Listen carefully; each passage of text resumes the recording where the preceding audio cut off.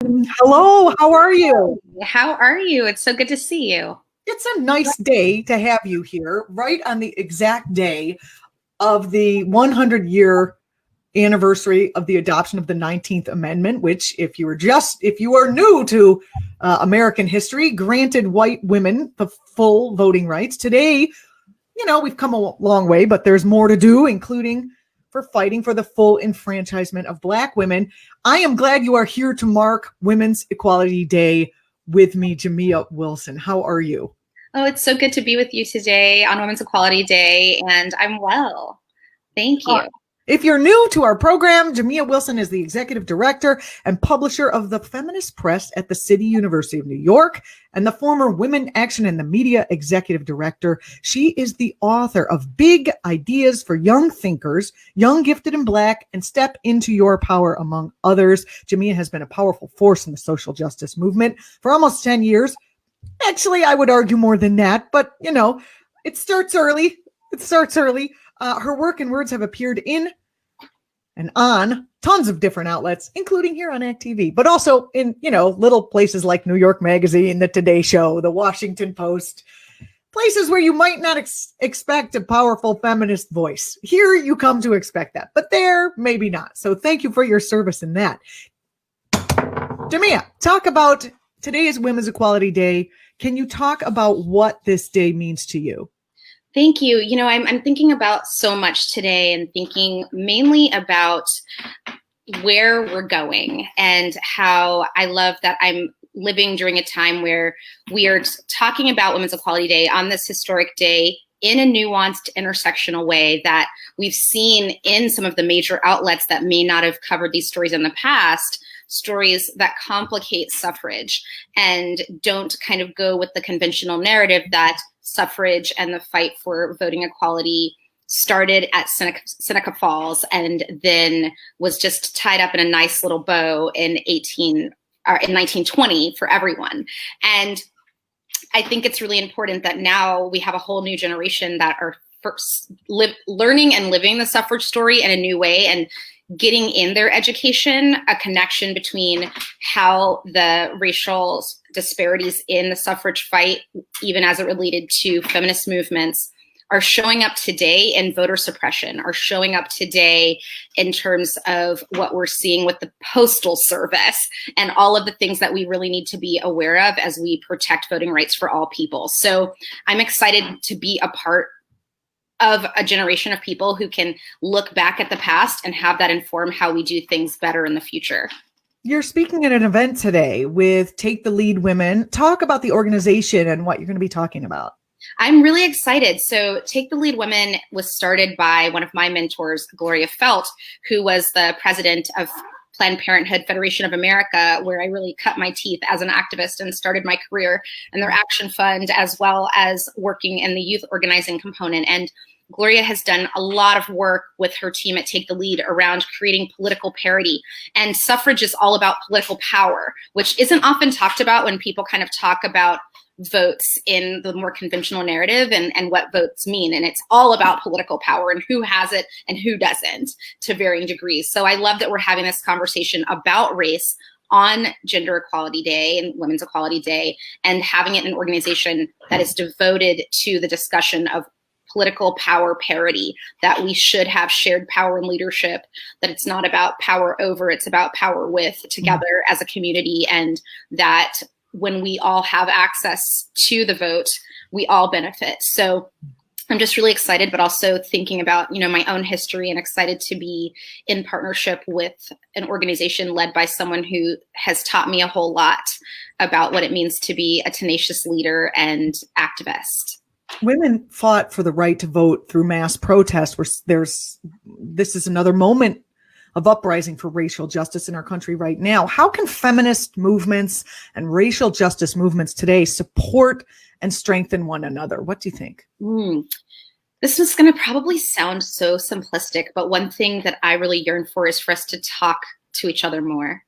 And to really kind of be in conversation more about planning joint events, planning joint demonstrations and joint movements, and recognizing the places where we are connected and where we are linked, and understanding that when we walk in the same direction, although we might have different approaches or different ways of getting there, that we are all getting closer to freedom. So I want us to be doing more together. And I think a lot about Audre Lorde, and one of my feminist foremothers whose writing has taught me a lot, and how she said, we are encouraged to be single issue in everything that we do.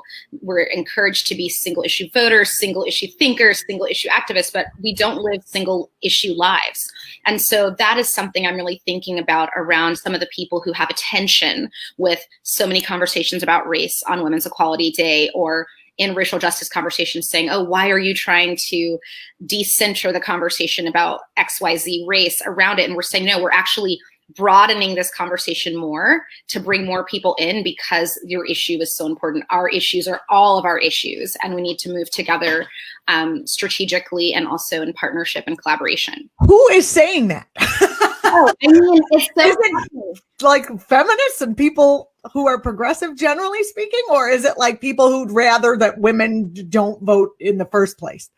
I mean, it's interesting because I have a lot of thoughts about this, and sometimes at some point I need to write about it, but I think about how we are taught binary thinking in so much of the ways that we live, and the roots of that in like late stage capitalism and in patriarchy and in white supremacy. And so we're taught, oh, it's this way or that, or there's no other way. It's zero sum game all the time. Mm-hmm. And if we are to focus on your freedom, it will derail the fight for mine. And so I think it's about just acknowledging the instincts that become developed when in these conditions that are the opposite of our goal and the destination we're trying to reach around equality and justice for all. And so I think a lot of people who would define themselves as progressive or supporters of equality sometimes will thinking, well, we've got to focus on this issue that's most urgent based on how it affects me or the people in front of me.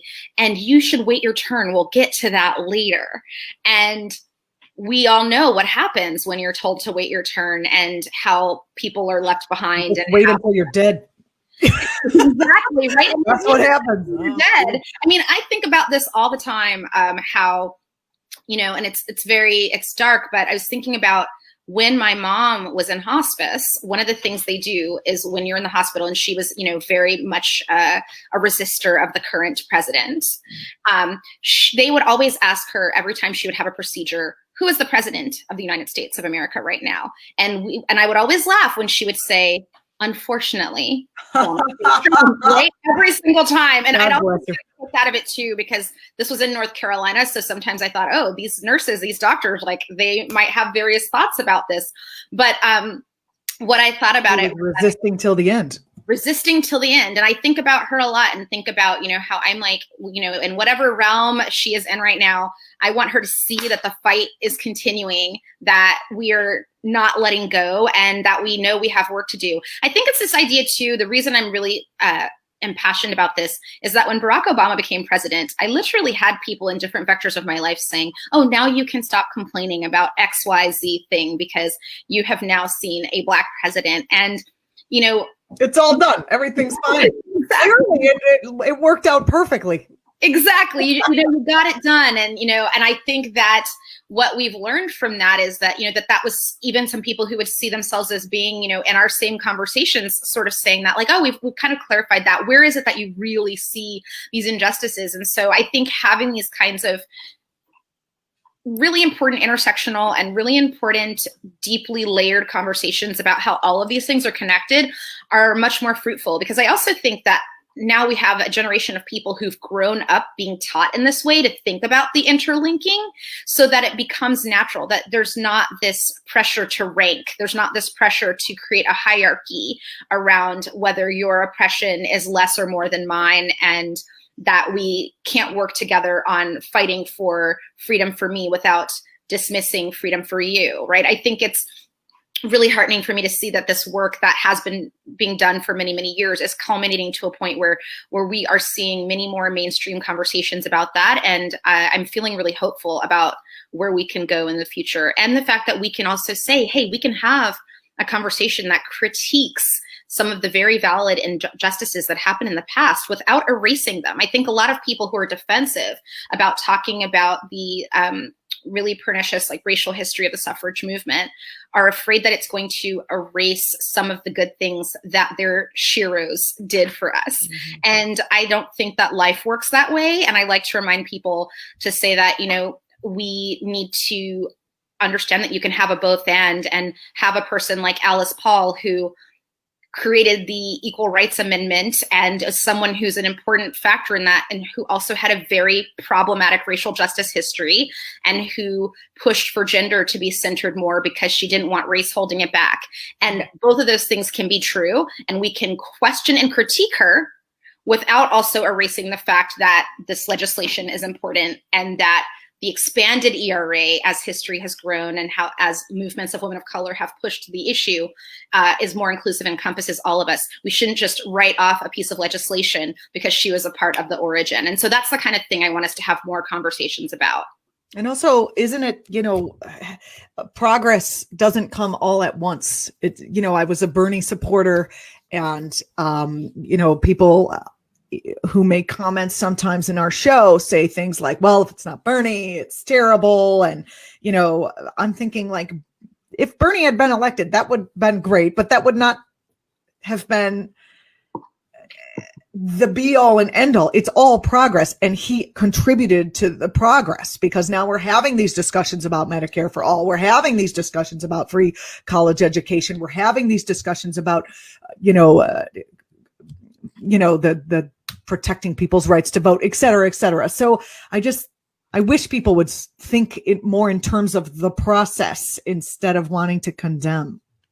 Yeah, I think it's interesting around our own evolution, right? Because I think about that often, and what that means around how things shake out, and also what people's power can be in certain positions, right? Because we want the person who champions the issues that we care about the most to be at the Supreme Court or to be president, because we want to see them in that power. But then sometimes we see examples of what happens when certain people rise into some of those positions because of how those positions are structured. The very things that we like and are most passionate about some of those people might not be the way that they present in upholding their access to that position, right? And oftentimes the focus is on the person, and there's a part of that needs accountability is important, but not so much a question about why are the institutions set up this way that when people get into a certain level of politics, certain compromises must be made, or we start to see different responses to different social issues. And so I love what you're saying about process, because it's something I think about a lot, and it's something I've thought about as the VP conversation continued to emerge. And I was just going to ask you about that. Yes, I'd love to hear about it. I'd love to talk about it, because I've been on like my own personal roller coaster journey just as a personal voter. Yeah. What do you think about that? I mean, the question I was going to ask you is more in line with the fact that you have written the books for young people, the big ideas for young thinkers, Young, Gifted, and Black, the Step Into Your Power, those books that you've written that I encourage every single viewer to go out and read and buy and give to people, regardless of whether you're Black or not, because they're amazing in general. I'm not puffing you, but they are really great. The idea of seeing a Kamala Harris figure as the vice president, and even back to seeing that a person of color can rise to be president, as we saw with Barack Obama. Certainly that's not enough. It's the policies that allow for the liberation of people of color. But what are your thoughts about just seeing people of color in those positions and the effect that has on young people? Yeah, I think it's profound. I mean, it's been a really interesting journey for me, because even in the beginning of the political campaigns, when Kamala Harris was still running for the presidency, I had a lot of people asking me, okay, we see that you are, one of these like Black women who are involved in academia and activism, who seem really excited about Warren's policies. How do you feel about Kamala? And it was interesting, because I felt at that time that I actually didn't want to have a really clear focus on either one, because I was so, on the one hand, very clearly focused on being in alignment with Warren's policies as a person and seeing what those would do in my life. And then also seeing, as someone who also went to Howard University during a time in my life, who is in the sorority Alpha Kappa Alpha that Kamala Harris is a part of, and seeing someone who was a part of the institutions and experiences that I grew up with that I have never seen, given that much national coverage or exploration in the media, and respecting that, and also kind of seeing an expansion for what might be possible in my own life and seeing her run. And so for me, I've had a lot of really complicated but good feelings about it, to say, wow, what is it going to be like for this next generation of people who, you know, are highly melanated, to see that we could possibly ascend to a role like this. And, you know, I also think for me, a lot of times when I'm thinking about voting in the structures we talk about now, a lot of times it's about, okay, who is it that I feel that we can move? And so for her, when the announcement came about her being the VP pick, and there was so much talk with her and her sister and sort of her community about their experience with losing their mom to cancer, which is an experience I have been on, I thought, well, you know, this is going to be a person who is going to hear and understand what families who are facing difficult healthcare decisions are having to experience. And although I don't agree with her on every policy, the opportunity to be able to be heard is something that I think is important. And I think that she is someone that we can move. And I think that ultimately too about the presidency, and how, you know, I had various different ideas about how this was going to shake out, but also thinking about what it means around, you know, having an alternative to what we have now, which is someone whose whole campaign is built on being unmovable,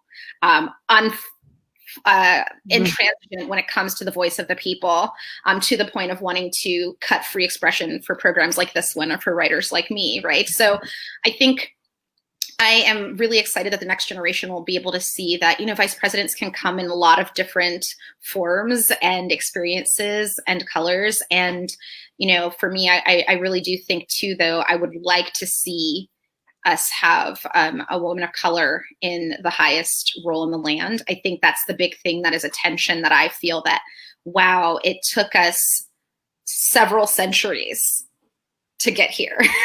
And we still can show, if you were to really just look at the numbers, that, you know, there's a specific kind of person who we uphold to power. And what does that mean or say about our society? And how is that reflected in our policies and how people experience those policies in their lives? I think, you know, even coming from more of a policy agreement with the Warren wing, the Sanders campaign, and all of the and I'm going to get in big trouble for saying this here now. So I will read your comments and you can tell me I'm insane and I've lost my mind. But, you know, from a pragmatic perspective, and after watching the Democratic convention, the fact that the Democrats worked hard to get middle of the road Joe, bland Joe, to, you know, and the fact that you can point to both him and Kamala in terms of having lost people. You know, Joe Biden is a figure of compassion, that because he lost his wife and child in that accident, and then he lost his other son, and basically he hasn't really talked about his policies. He's like, how about let's go back to compassion in the White House. And to me, it didn't occur to me, but that's fucking genius, because you've got viciousness versus compassion, and it's a choice, you know. And yes, we can tinker with how much money is going to go to the war machine, and you know, what our policies are going to be in different areas, but you have to start from the base that's the best possible base, you know, the base of compassion. Not that Bernie and Warren weren't coming from compassion, but it does seem like that would continue to have, you know, they were more of fighting spirits. It seemed like, you know, like the Republicans were like, we're right and we're going to fight, and they're like, we're going to fight back, which I respect and thought was necessary until just recently, when I realized, like, you can't stop a war with more war. You might have to fight back, but the only thing that stops a war is, well, you run out of ammunition or compassion. You know, compassion is what stopped many of our wars, because the people felt compassion and they rose up in the street. And we're seeing that happen in the case. Sorry to go on here. I'd like to hear all of your comments about everything I just said. I love that you're bringing that up about compassion, because I think I have a friend, Morley, who's an amazing singer, and she does a lot of great social justice work. And she has this one lyric that really stuck to me a lot, and I share it with a lot of people. One of my friends used it to guide some of the work for her nonprofit, and it is that she loved to fight fire with water because it helps to make a garden grow. And I think of that when it comes to compassion and empathy, as an organizer, when I was doing organizing, for me, a lot of times it would be about listening to people. And that's one thing I'm really value about what we see more traditionally in terms of feminist leadership, and when you see that in certain women candidates, as well as a value, right, around who has society conditioned to be good listeners. Beside, maybe it's conditioning, or it's, some of it has to do with like social cues and how we are also enculturated as children. But I always look at that in a candidate. I always think, are they talking and not listening, or are they inputting and giving at the same time? Do they care as much about what they're taking in and seeing that reflected in what the constituents need, versus kind of having an agenda that's clear and wanting everyone to get on board with it without actually thinking about how this is being lived, how this is being felt. And I think about this especially on the local level, when I see different people canvassing and I talk to them and I want to see, are you listening to me? Are you looking me in the eye? Are you really hearing me? Am I seeing that reflected in your platform? Am I seeing that? And even if you disagree with me, am I hearing you say, to be sure, I understand that this is the counter argument, or this is the concern. And while I disagree with you in approach, this is how we're going to ensure that everyone comes along. Those are the kinds of things that I really pay attention to as a voter. It's so interesting to me. I come from, my background is as a clinical social worker and as a therapist. And when people have been affected by trauma, which pretty much everyone has to one degree or another, they basically shut down taking in information from the outside. It's one of the major things that happens. And so if your mom said, "Oh, that's dumb," that could be enough to shut you down. Or if you witnessed your father being shot, like we saw in the recent shooting case, just to take in information, your mind just kind of shuts down. And so with the viciousness of the society in which we live right now, basically pretty much traumatizes everyone. And so the capacity to listen is in incredibly short supply, just from a psychological perspective. Oh my gosh, it's so true. And I love that you're bringing this up, because I personally, have been on my own trauma journey and have really thought about, what it means to do the activist work within, to be a better community member, and also to treat myself with the kind of compassion and empathy and mercy that I might not have been receiving in a society whose social hierarchy leaves me behind, right? But also wanting to reflect that outward to other people. I read a beautiful article, I think it was in the Baltimore Sun-Times recently, by a Black woman who was writing about intersectional nurturing and how she wanted to see not just Black women who were kind of having that role pushed on them in many spaces that we're in, but to have other people also understand that nurturing is reciprocal, and that we all need to be caring for each other in terms of community care, in a sort of larger conversation around self-care. And so I think about this a lot, and I've made a personal commitment this year, because it's a big landmark year for me in my own life and birthday, to really do deep work around transforming my trauma. And not that it would never go away, right? But that I would have taken the steps to take the deep work seriously, to address those things within myself, to heal them and to process them. And knowing that that's also going to reverberate in my most intimate relationships and my relationships and movements, et cetera. And I think that's really important. And I think sometimes when we see movement issues and infighting, a lot of times I need to step back and say, this is everybody's trauma. And neuroses just like coming together, because everyone feels unempathized with, everyone feels silenced, everyone feels not heard. And like, how can I radiate some sort of love in a fierce way? Well, that's one of the reasons I actually do this show and have this whole career, is because I want to give people I want to talk to, and I think I'm fascinating and interesting, of course.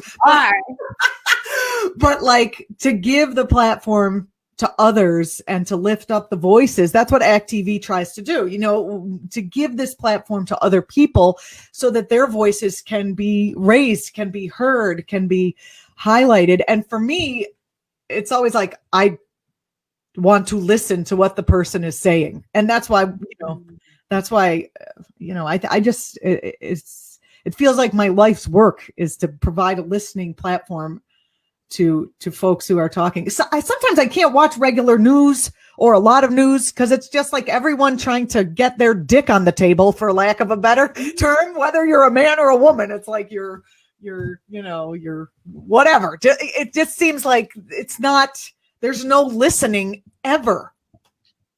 And it's reductive, right? And that's what I love about your show, that like you're giving people a chance to air out and actually have conversations and go deep, versus a sort of, very reductive 30-second sound bite where it's just about getting your message in, not about answering the question, right? Not about digging into the issue.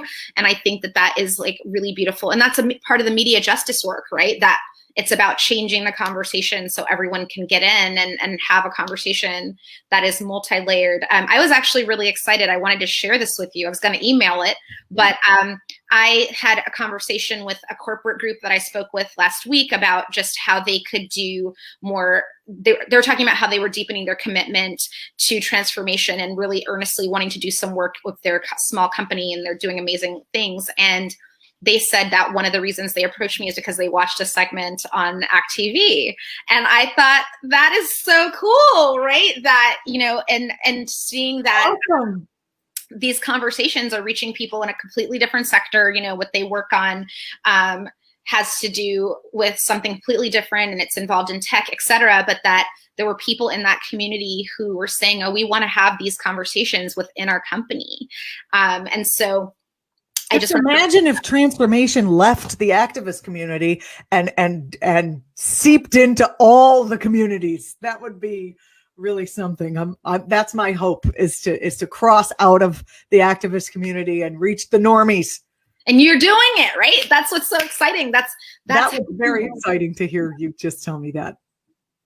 Thank you for telling me that. I really appreciate that. I appreciate that a lot. We're speaking with Jamia Wilson, the executive director and publisher of the Feminist Press at City University of New York, and the former Women Action and Media executive director. She is an author of the books Big Ideas for Young Thinkers, Young, Gifted, and Black, and Step Into Your Power, among others. So go look at the bibliography. Jamia, I'm really grateful that you are a regular guest on our program here, and that I'll be able to be with you as you make your journey through your trauma healing journey. I look forward to, and I thank you for, just letting us into the intimacy of saying that you are on that journey. And I just all the power to you. Thank you so much. And I loved hearing your story about your background. It explains so much about just the love and care and thoughtfulness you give to your questions and everything that you do. But yes, I'm so glad to share that with others. I mean, one of the biggest things to me is we need to really destigmatize how we talk about mental health and how we talk about trauma in our movements. We will not get where we want to go until we learn how to heal and transform together. So I really appreciate you giving me the space to say that. Absolutely. Thank you so much, Jamia. I really appreciate you being on this show. And I look forward to you coming back on soon. I think next month, right? You're a monthly. Great. I can't wait. Wonderful. Thank you so much. You're watching ACT.TV. I'm Julianna Forlano. If you're watching on YouTube, please subscribe to our channel. Please share our channel with your friends. Share our segments. You can follow ACT.TV across platforms. If you're watching on Facebook, thank you for watching us here. And if you are our good friend on the Twitch, hello. And I look forward to chatting with you more personally in our chat in times to come. Thanks again for watching. I'm Julianna Forlano on the Twitter, if you want me specifically, and follow Jamia Wilson at Jamia. It's Jamiaw, right? For Jamia Wilson, Jamia W at Twitter. Thanks so much for watching, and we will catch you again next week. We're off for the next 2 days, but next week, we'll be back. Thanks, everybody.